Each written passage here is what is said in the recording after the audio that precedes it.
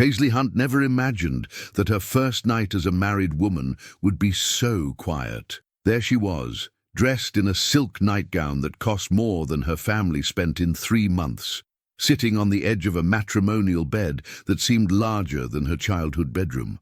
Carson Palmer, her husband of exactly 6 hours, watched her from across the room with an expression she could not decipher.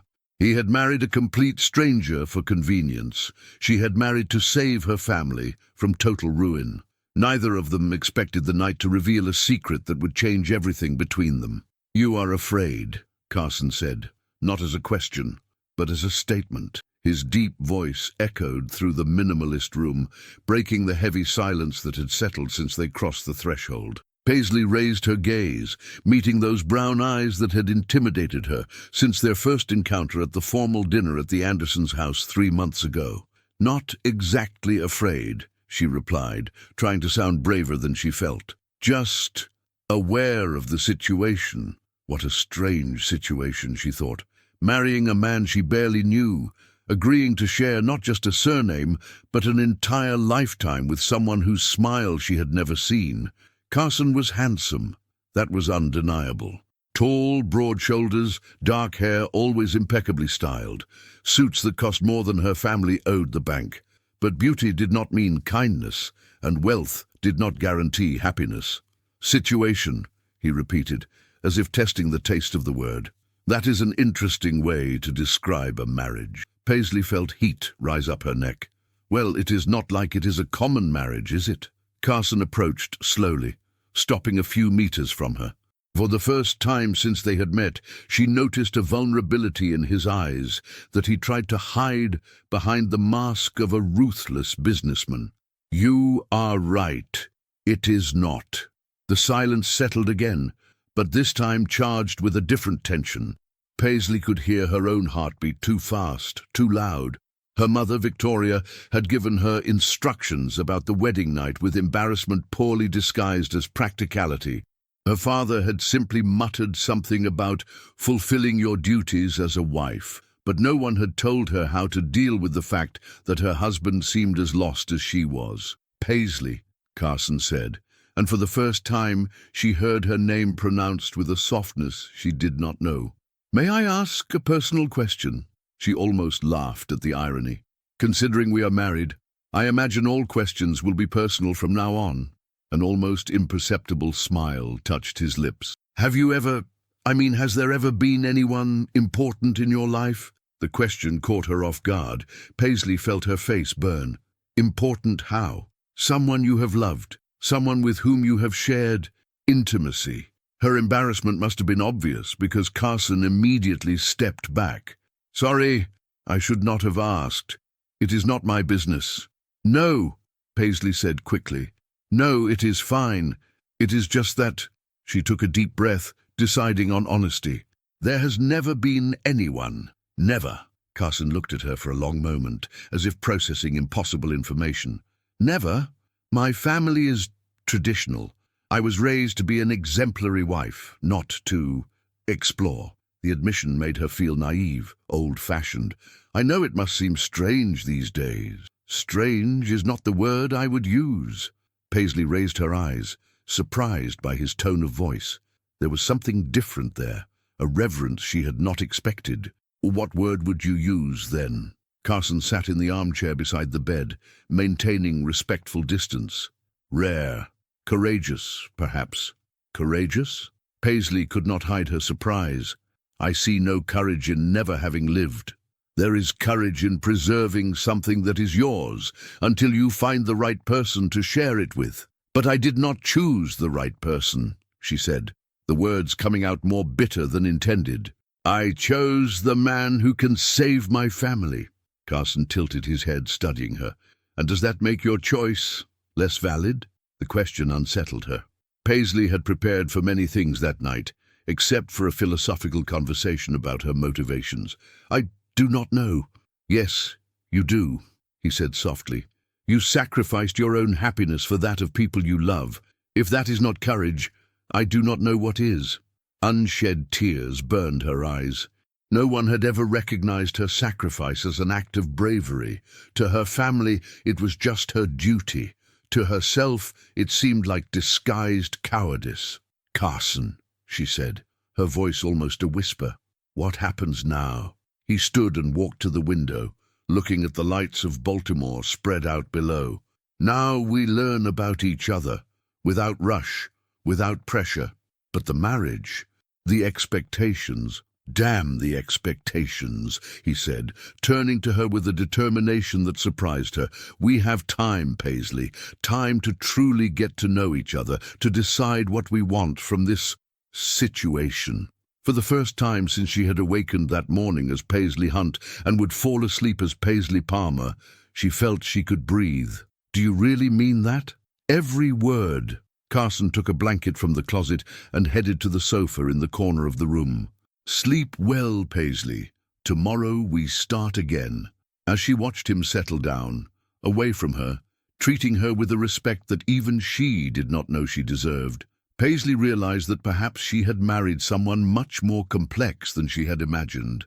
And for the first time in months, she felt a hint of something that could be hope. 3 weeks after the wedding, Paisley still woke up surprised to find Carson in the kitchen, preparing coffee as if it were the most natural thing in the world. He wore a light blue dress shirt, no tie, sleeves rolled up to his elbows. He looked more human like this, away from the impeccable suits and corporate posture that accompanied him during business meetings. "Good morning," she said, still shy about the domestic intimacy that was gradually settling between them. "Good morning. Coffee?" "Please." He served 2 cups, adding sugar to hers without asking. In the first days, she had been surprised that he observed small details like that, but now she was beginning to understand that Carson was the type of person who noticed everything, kept everything, processed everything in silence. "Today, I have lunch with my father and Marcus," he said, sitting at the glass table that dominated the dining room. "Do you have plans?" Paisley almost smiled. Plans. As if her life were full of exciting social commitments. "I am going to visit my grandmother, Eleanor. It has been a while since I saw her. The one who lives in the mansion on Charles Street. You know it? I passed by there a few times when I was a child. My mother was friends with your Aunt Margaret." Paisley raised her eyebrows. "Small world. Small elite," he corrected with an ironic smile. "All the old families in Baltimore know each other somehow." It was true. Baltimore high society functioned like a village, where everyone knew everyone's business, where scandals were whispered at charity events and marriages were arranged in club lounges. Paisley had grown up in this world, but had never felt part of it. "Can I ask something?" she said, gathering courage. "Always." "Why did you accept this marriage? I mean, you could have any woman you wanted. Why accept an arrangement?" Carson drank his coffee slowly, as if buying time to formulate his answer. "Because any woman I wanted would want me for my money. At least you were honest about your motivations from the beginning." "That does not answer my question." He looked at her for a long moment. "Have you ever heard of Hartwell International?" Paisley shook her head. "It is an American conglomerate that is negotiating a merger with my company. The deal is worth $300 million. My God. The CEO, William Hartwell, is a traditional man. He only does business with married, stable men who represent solid family values." Carson smiled without humor. Apparently, my bachelor lifestyle did not inspire confidence. Paisley processed the information. "So you married me for $300 million. "I married you because I needed an exemplary wife, yes, but—" He hesitated. "In recent weeks I've been wondering if motives matter that much." "How so?" "You are different from what I expected." "Different how?" "Stronger, more intelligent, more—" He searched for the right word. "More real." Paisley felt warmth spread through her chest. "You are not what I expected either. In a good way, I hope." "Definitely in a good way." They smiled at each other, a moment of genuine connection that was interrupted by Carson's phone ringing. "Palmer," he answered, and Paisley saw his face harden immediately. "What? When?" A long pause. "No. Cancel all afternoon meetings. I'm on my way." He hung up and turned to Paisley, tense. Problems. My ex-fiancé is giving interviews to Baltimore Magazine about our whirlwind marriage. Paisley felt her stomach sink. Vivian Cross, you know her. By name, she is very beautiful. Carson approached her, taking her hands. Paisley, listen carefully. Vivian will try to hurt us, try to destroy our credibility. She knows important people, has influence in social media. Why would she do that? Because we are a threat. Our marriage working means she has definitively lost any chance of winning me back. Paisley pulled her hands away, standing up. Our marriage working? We barely know each other, Carson. You have been sleeping on the sofa for 3 weeks. That does not mean we are not working. It means exactly that. Her voice came out louder than intended. You married me for convenience. I married you for money. What love story is that we are going to tell the magazines? Carson looked at her as if she had slapped him. Do you think that is all this is? Convenience and money? Is it not? He took a step back, the cold mask returning to his face. Fine, then let us do this. Tonight, we have the charity dinner at the Baltimore Country Club. We will appear together, smile for the cameras, play the perfect couple. And then each of us goes back to our corner of this house. Carson. But he had already left, leaving Paisley alone, with the bitter taste of the argument and the certainty that she had ruined something she did not even know existed. 3 hours later, sitting in the living room of the decaying mansion where her grandmother Eleanor lived, Paisley still felt her heart heavy. You are different, my dear, said the old lady, watching her over her cup of herbal tea. Different how, Grandma? More alive, more of a woman. Paisley blushed. I do not know what you are talking about. Yes, I do. 50 years of marriage taught me to recognize when a woman is discovering what it is to be desired. Grandma! Eleanor laughed, a crystalline sound that defied her 86 years. Do not be ashamed, my child. It is beautiful to discover that we are capable of awakening passion in someone. But I have not awakened any passion. Our marriage is a business agreement. Oh, is it? The old lady raised an eyebrow. And why are you two fighting then? Paisley looked at her, surprised. How do you know we are fighting? Because you are here, in the middle of the afternoon, with the face of someone who lost the best cake at the party. Despite everything, Paisley smiled. Maybe you are right. I always am. Eleanor leaned forward, taking her granddaughter's hand. Do you want advice from someone who has made many mistakes in life? Always. It does not matter how love begins, Paisley. It matters how it grows. Your grandfather and I married by arrangement too. I hated him the first year. And after, then I discovered that hating someone too much can be very similar to loving someone too much. The difference is in what you choose to do with that intensity. Paisley remained silent, processing her grandmother's words. What did you choose to do? I chose to truly get to know him. And then I discovered that I had married my best friend. I just did not know it yet. While driving home in the late afternoon, Paisley thought about her grandmother's words. Maybe she had been unfair to Carson. Maybe he was trying to build something real between them, and she was sabotaging it out of fear. But when she arrived at the minimalist mansion she now called home, she found Carson in the living room, visibly tense on the phone. No, William, there is nothing to worry about. My wife and I are very well, thank you. A pause. Of course I understand your concern about the company's stability. Yes, we will be at dinner tonight. He hung up and turned to Paisley. Hartwell read Vivian's interview. He is questioning the solidity of our relationship, and now we prove that we are a real couple, or we lose everything. Paisley looked at the man who had become her husband, seeing for the first time the vulnerability behind the controlling facade. And for the first time since they married, she wanted to protect him as much as he protected her. Then let us prove it, she said, surprising them both with the determination in her voice. The Baltimore Country Club had never seemed as imposing as it did that night. Paisley adjusted the navy blue dress that Carson had sent over, a Valentino that cost more than her family spent in 6 months, and took a deep breath before getting out of the car.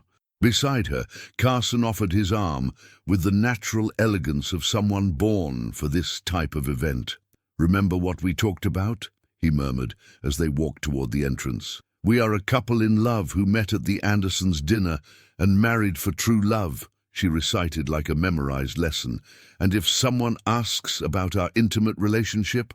Paisley blushed, but kept her voice steady. We are private, but happy, perfect. But nothing could have prepared her for the assault that awaited them. They had barely entered the main hall when Vivian Cross appeared, stunning in a red dress that seemed to have been painted on her body. "Carson, darling!" she exclaimed, completely ignoring Paisley. "What a surprise to see you here. I thought you were too busy with domestic life." "Vivian," Carson said, his voice icy. "Paisley, this is Vivian Cross. Vivian, my wife Paisley." Vivian finally looked at Paisley, her blue eyes scanning her from head to toe in a calculated assessment.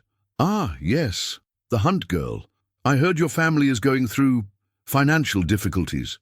Paisley felt her blood boil, but before she could respond, Carson's hand closed protectively around her waist. "The only difficulties that concern me are yours, Vivian. I heard the last collection from your boutique was not very well received." Vivian's smile faltered. Always the same Carson, so direct. When necessary, yes. "Well," Vivian said, regaining her composure, "you make an interesting couple. Very different from what I expected, considering how things ended between us." "How so?" Paisley asked, unable to contain herself. Vivian smiled maliciously. "Oh dear, Carson never told you how our engagement ended. He said he could never truly love anyone, that marriage was just a business contract for him. I imagine you understand perfectly what I'm talking about." Paisley felt the world crumble around her. Carson looked at her with panic in his eyes, but before he could say anything, a tall, elegant man approached the group. "Palmer," the man said with an American accent.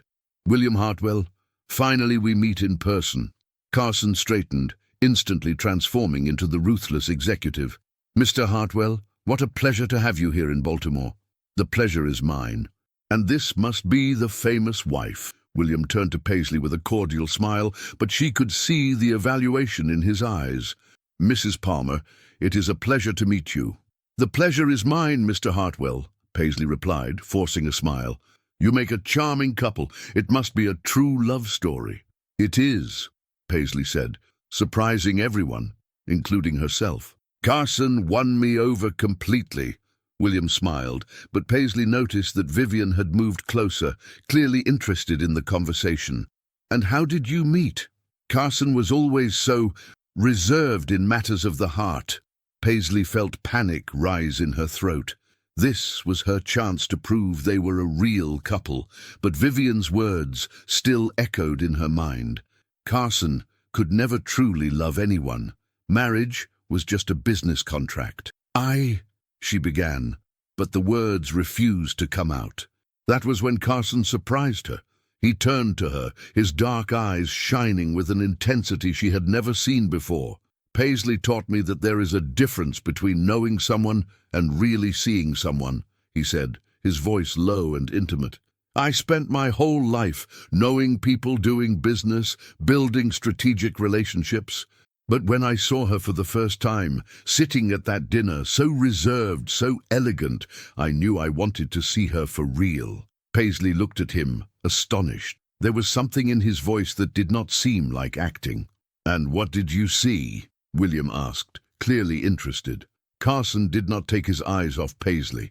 "I saw a woman who would sacrifice everything for the people she loves. I saw someone who has the courage to make difficult choices without losing sweetness. I saw—" He hesitated, as if the next words were too important to get wrong. "I saw the woman who would make me want to be a better man." The silence that followed was broken only by the sound of conversations around them. Paisley felt her heart beating so hard she was sure everyone could hear it. "How beautiful," William said, satisfied. "It is exactly this kind of stability and commitment that I value in a business partner." Vivian had visibly paled. "Well," she said, her voice a little less steady, "how romantic. I'm sure you will be very happy." She walked away quickly, and William followed soon after, leaving Paisley and Carson alone in the middle of the crowded hall. "Carson," Paisley began, But he shook his head. "Not now. Let us finish this night first." But Paisley could not get the words he had said out of her head. Had they been just acting to impress William? Or was there something more behind that intensity? The rest of the night passed in a blur of greetings, superficial conversations, and forced smiles. Paisley and Carson played the role of a couple in love to perfection, but between them there was a tension she could not identify. It was only in the car, driving home, that she finally gathered the courage to ask, "What you said to William about seeing me for real, was it just to impress him?" Carson drove in silence for a few moments before answering. No, it was not just to impress him." Paisley felt her chest tighten. "So it was true." "Paisley," he sighed heavily, "do you want to know the truth about my relationship with Vivian? Only if you want to tell me. I ended our engagement because I discovered she was cheating on me with my best friend, Marcus." Paisley gasped. "Marcus? But is he not your lawyer and best friend?" "Was. Both things." Carson stopped at the red light and finally looked at her. "When I found them together, Vivian said exactly what you heard today, that I could never truly love anyone, that for me, marriage would always be just business." "And was it true?" Carson remained silent for so long that Paisley thought he would not answer. "It was," he finally said, "until 3 weeks ago." Paisley's heart stopped. "Carson, I know our marriage started as a business agreement. I know you married me to save your family. But Paisley," he reached out, gently touching her face, "in recent weeks you have shown me what it is to wake up thinking about someone, what it is to want to protect someone not out of obligation, but by choice. What is it?" she whispered. "What it is to start falling in love with someone without even realizing it." Paisley felt tears burn her eyes. "Are you saying that—" "I am saying that I married you for convenience, but I'm beginning to love you by choice. And I am terrified because I do not know if you feel the same." They looked at each other in the silence of the car, the world seeming to stop around them. Paisley had spent her entire life being the obedient daughter, the exemplary young woman, the woman who did what was expected of her, but there, in that moment, she wanted to do something just for herself. "Carson," she said, her voice trembling, "can you take me home? We are going home." "No," she said, taking his hand. "Can you take me to our home?" This time, when he looked at her, Paisley saw in those dark eyes not just desire, but something much deeper and more frightening: hope. The house had never seemed so quiet as when they crossed the door that night. Paisley felt her heart beating so hard it seemed to echo through the minimalist walls of the mansion. Carson closed the door behind them, but made no move to approach. There was something different in the air between them, a mutual awareness that they had crossed an invisible line in the car. "Paisley," he said softly, "are you sure about what you are doing?" She turned to him, still wearing the navy blue Valentino that made her feel like a braver version of herself. "For the first time in my life, I am not sure about anything, and that scares and excites me at the same time." Carson took a step toward her, then stopped. "I do not want you to feel pressured. I do not want you to wake up tomorrow and regret it because—" "Because what?" "Because I finally did something I wanted instead of something that was expected of me. Because you still barely know me." Paisley smiled, feeling a courage she did not know she possessed. "Then let me know you. Show me who Carson Palmer is when he's not playing the role of the ruthless businessman." He looked at her for a long moment, as if making an irreversible decision. Then, slowly, he loosened his tie and removed it completely. "Carson Palmer has been afraid of the dark since he was 7 years old," he said, surprising her. "That is why all the lights in the house stay on at night." Paisley blinked, not expecting that confession. "Why?" "Because it was at 7 that I found my mother in the bathroom, in the dark, after she took all the pills she could find." The air left Paisley's lungs. "Carson!" "She survived," he said quickly, "but I was left afraid of what I might find in the dark." Paisley approached him, gently touching his face. "What else?" "Carson Palmer talks to the plants on the balcony every morning because his mother said they grow better when they know they are loved." This time she smiled. And does it work? I have not killed any yet, so I suppose so. What else? Carson hesitated, then unbuttoned the first 2 buttons of his shirt. Carson Palmer had never slept in the same bed as a woman without having sex with her until he married you. And why did you sleep on the sofa then? Because Paisley Palmer showed me there is a difference between taking and being offered. And I wanted you to offer yourself to me, not feel obligated to give yourself to me. Paisley felt heat spread through her body. And if I said I want to offer myself, that I want you to be the first, the only one? Carson's eyes darkened. Then I would say that Paisley Palmer is the bravest woman I have ever met, even though I have been a coward my whole life, especially because of that. He extended his hand to her, and Paisley took it without hesitation. Together, they climbed the stairs toward the room they had shared for 3 weeks without ever truly sharing. In the room, Carson turned on the soft lights beside the bed and turned to her. Paisley, if you have changed your mind— I have not, she said, interrupting him. But I need you to know something. What? I am also afraid, not of the dark, but of not being enough. Of not knowing how to be the woman you deserve. Carson approached her, his hands finding her face with a tenderness that made her tremble. Paisley, you are already more than I deserve. You are more than I knew I wanted. How can you be sure? Because for the first time in my life, I want more than just having someone. I want to know every thought of yours, every dream, every fear. I want to wake up every day wondering how I can make you smile. Paisley closed her eyes, letting herself be enveloped by his words. I never knew I could feel like this, like I am waking up after years of sleeping. Then wake up with me, he whispered, his lips gently touching hers. The kiss was different from anything Paisley had imagined. Soft, questioning, as if Carson were asking permission with every movement. She responded with all the repressed desire of 25 years, her hands getting lost in his dark hair. When they separated, both were breathing heavily. Are you sure? He asked once more. Are you sure you will not regret it tomorrow? She returned. Impossible, he said, smiling in a way she had never seen. I waited my whole life to find you, Paisley. I just did not know I was waiting. And when they finally gave themselves to each other, it was with a tenderness and passion that transformed a marriage of convenience into something much deeper and truer. Paisley discovered that being touched by someone who valued her was completely different from simply being touched. And Carson discovered that making love with someone who chose to be there was more intense than any previous experience. In the hours that followed, they talked, laughed, discovered each other in ways that went far beyond the physical. Paisley told him about her secret dreams of traveling the world, of visiting the historic cities she studied in books. Carson spoke about his desire to have children, to create a family where love was expressed freely. Do you think our children will have your eyes or mine? Paisley asked, nestled in his arms. I hope they have your courage, he replied, kissing her hair. And I hope they have your kindness, she said, drawing circles on his chest. That was when Carson's phone rang, breaking the intimacy of the moment. He hesitated to answer, but when he saw the name on the screen, his face hardened.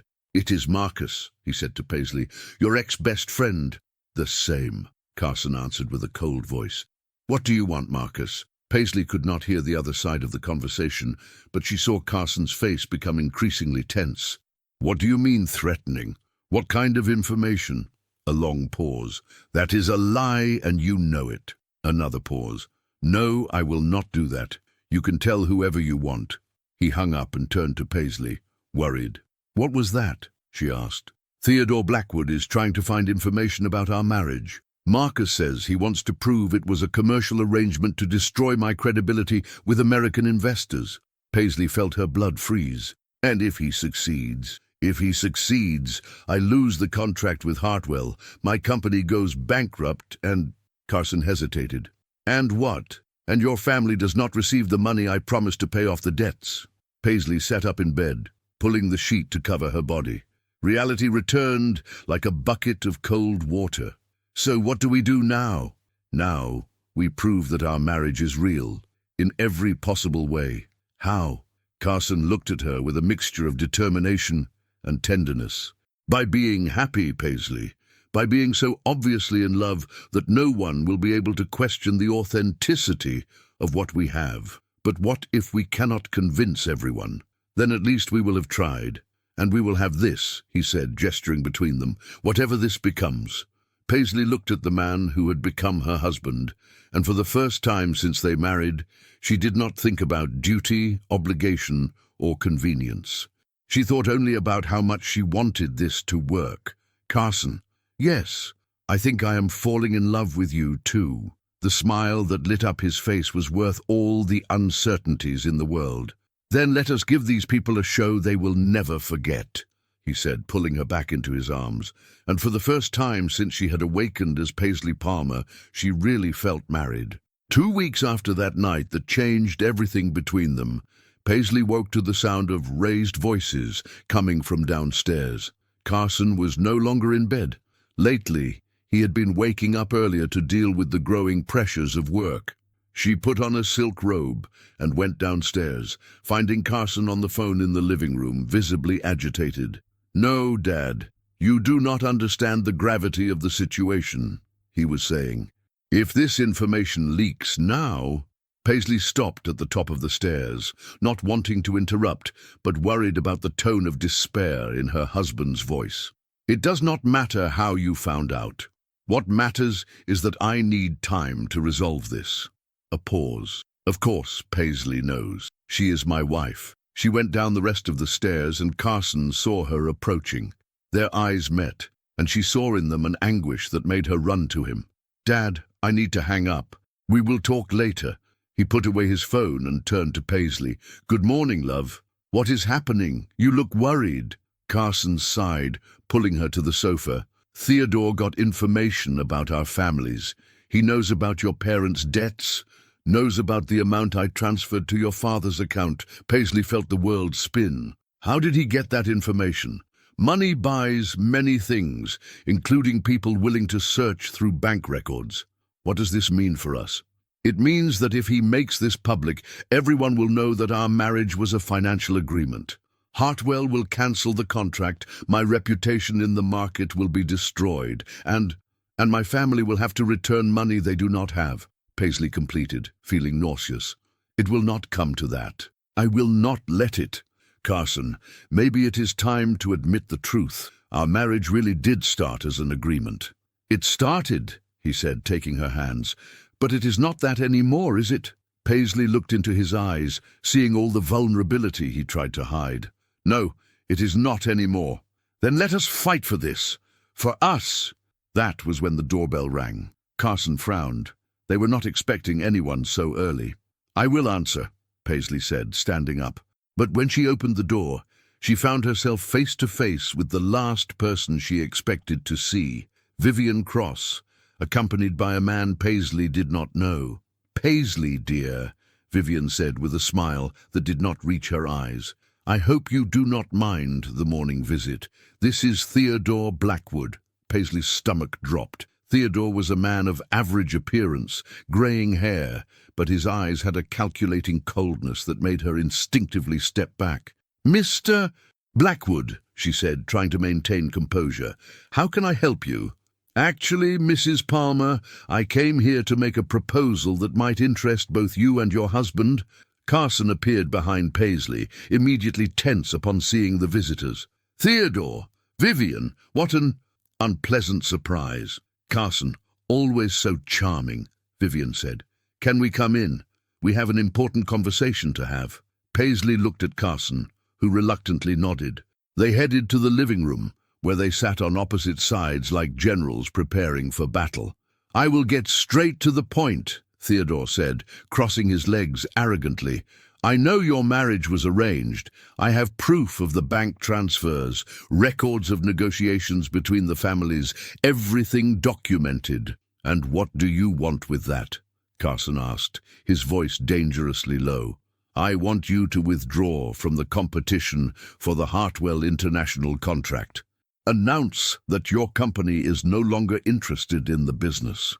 And in return, I keep this information to myself. Your marriage continues being the fairy tale you sell to society. Paisley felt anger rise in her chest. And if we refuse, Vivian smiled maliciously. Then tomorrow, Baltimore Magazine publishes a special feature on arranged marriages of the Baltimore elite, with you as the main highlight. That would destroy not only my reputation, Carson said, but also Paisley's. Exactly, Theodore said. A pity, really. Paisley is such a respectable young woman. The way he said respectable made Paisley feel dirty. It was as if her decision to marry to save her family made her merchandise in these men's dirty game. You have until tomorrow at noon to decide, Vivian said, standing up. Oh, and Paisley, I hope you understand this is not personal. It is just business. After they left, Paisley and Carson sat in silence for long minutes. What are we going to do? She finally asked. I do not know, Carson admitted. If I give up the contract, my company might not survive. We have investors who are counting on this business. And if you do not give up, our reputation is destroyed. Paisley, he said, turning to her with a serious expression, do you regret it? Marrying me, I mean. How can you ask that? Because maybe it would be easier for you if our marriage ended. You could start over, find someone who loved you from the first moment, not have to deal with all this scandal. Paisley stood up, interrupting him. Carson Palmer, are you suggesting that I give up on our marriage? I'm suggesting that you think about what would be best for you. What would be best for me is to stay married to the man I love, even if it means facing scandals and gossip. Carson looked at her as if he could not believe what he was hearing. You love me? Of course I love you, you idiot. I thought that was obvious. I love you too, he said, standing up and pulling her into his arms. I love you so much that I do not want you to suffer because of me. Then stop trying to protect me and let me fight by your side. How? Paisley smiled, feeling a determination she did not know she possessed. Let us give them exactly what they do not expect. Let us tell our story first. What do you mean? Let us go to Baltimore Magazine and tell our version of the facts. Yes, our marriage started as an agreement, but it transformed into true love. Let us be honest about how we started and proud of what we became. Carson looked at her with admiration. Paisley, that is brilliant, but risky. Every brave choice is risky. But this time, instead of choosing for duty or convenience, I am choosing for love. And if it does not work, then at least we will have tried being honest. And that is already more than most marriages in our elite can say. Carson kissed her passionately. How was I so lucky to marry you? The luck was mine, Paisley said. You taught me that I can be brave without stopping being myself. Then let us do this. Together. Together, she agreed. But Paisley did not know that, at that exact moment, her father was in his office receiving a call that would change everything. Richard Hunt, said the voice on the other end of the line. This is Theodore Blackwood. We need to talk about your daughter. And while Paisley and Carson planned how to save their marriage by being honest, forces they could not imagine were already moving to destroy them. Epilogue. 6 months later. Paisley woke to the sound of laughter coming from the kitchen. It was Saturday morning, and she knew exactly what she would find when she went downstairs. Carson trying to make pancakes while chatting animatedly with Sophie, who had moved to Baltimore to pursue a master's degree in art at Johns Hopkins. Good morning, family, she said, appearing in the kitchen doorway wearing one of Carson's T-shirts that went down to mid-thigh. Sister-in-law, Sophie exclaimed, running to hug her. You need to teach your husband how to cook. He almost set the kitchen on fire, trying to make a romantic breakfast for you. Hey, Carson protested, turning from the stove with a spatula in his hand and flour in his hair. I am getting better. Paisley approached him, cleaning the flour from his face tenderly. You are. Remember the first time you tried to cook for me? When I burned the omelette and we had to order pizza for breakfast? Exactly. Sophie made a disgusted face. You two are disgustingly in love. I love it. In the 6 months that followed Theodore's blackmail, much had changed. Paisley's strategy of telling the truth first had worked better than anyone could have imagined. The interview they gave to Baltimore Magazine, titled "When an Agreement Transforms into True Love," had been an absolute success. The public had been charmed by the couple's honesty. The fact that they had admitted the marriage began as convenience but transformed into true love had touched hearts. William Hartwell, impressed by Carson's transparency, had not only maintained the contract but expanded the business. Theodore, in turn, had been caught in his own financial scandal and lost all credibility in the market. Vivian had tried a few more attacks, but eventually gave up and moved to New York. "Paisley," Carson said, serving pancakes that actually looked edible this time. "You did not forget we have lunch at your parents' house, did you?" "How could I forget? Mom is making a point of showing Aunt Margaret how well established we are." Richard Hunt had proven to be a surprise. After the truth about the marriage came to light, he had sought out Paisley to apologize for the pressure he had put on her. With Carson's financial help, he had managed not only to pay off the debts, but also resume some businesses with a new perspective. "Speaking of family," Sophie said, sitting at the table, "when are you going to give me nieces and nephews?" Paisley almost choked on her orange juice. "Sophie, what? You have been married for almost a year. You love each other madly. You have a huge house. Where are the babies?" Carson and Paisley looked at each other, smiling. They had talked about children several times, but wanted to enjoy more time, just the two of them first. "Patience, Sophie," Carson said. "First, I want to enjoy my permanent honeymoon with your sister." "Ugh, gross," Sophie said, but she was smiling. Paisley's phone rang, and she saw it was her grandmother Eleanor. "Hello, Grandma." "Paisley, dear, can you come visit me today? I have something to give you." "Of course, Grandma. What is it?" "A surprise. Bring your husband, too." 2 hours later, Paisley and Carson were sitting in Eleanor's antique living room, drinking tea and eating homemade cookies. "Grandma, what was the surprise?" Paisley asked. Eleanor smiled mysteriously and stood up, taking an old wooden box from a drawer. "This box contains the letters your grandfather wrote to me during our first year of marriage." "How lovely, Grandma. But why are you giving it to me?" "Because I want you to understand something, my dear. Your grandfather and I married by arrangement, but it took a whole year for him to write me the first love letter." Paisley looked at Carson, confused. "A year?" "A year," Eleanor confirmed. "Do you know what that taught me?" "What?" "That it does not matter how love begins. It matters how it grows, how it transforms, how two people choose day after day to build something beautiful together." The old lady approached Paisley and took her hands. "You two did something that your grandfather and I took years to achieve. You transformed duty into choice, convenience into passion, agreement into true partnership." Paisley felt tears in her eyes. "Thank you, Grandma." "Do not thank me yet. Open the box." With trembling hands, Paisley opened the old box. Inside, besides the yellowed letters, there was an antique ring with a delicate diamond. "This was the engagement ring your grandfather gave me when he finally admitted he loved me," Eleanor said. "I want you to have it." "Grandma, I cannot." "You can. You deserve to have something that represents the love you chose, not just what you accepted."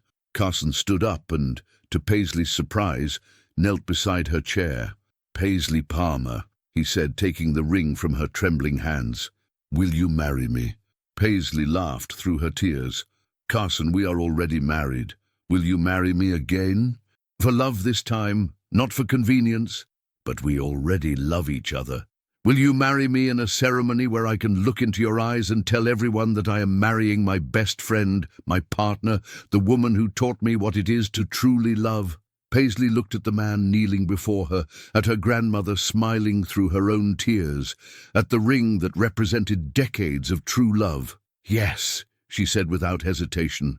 "Yes, I accept marrying you as many times as necessary." Carson slipped the ring onto her finger, and this time, unlike the previous wedding, Paisley felt she was making a promise that was born from the heart, not from necessity. "I love you, Paisley Palmer. I love you, Carson Palmer." And when they kissed, surrounded by the scent of old roses and the blessing of a love that had withstood time, Paisley knew she had found not just a husband, but her home. 6 months later, during the vow renewal ceremony that took place in Eleanor's garden, with the presence of both families and true friends, Paisley wore the dress she had chosen for love, not for protocol. And when Carson promised to love her every day of their lives, she knew that some love stories need to begin as agreements to transform into fairy tales, and they became one.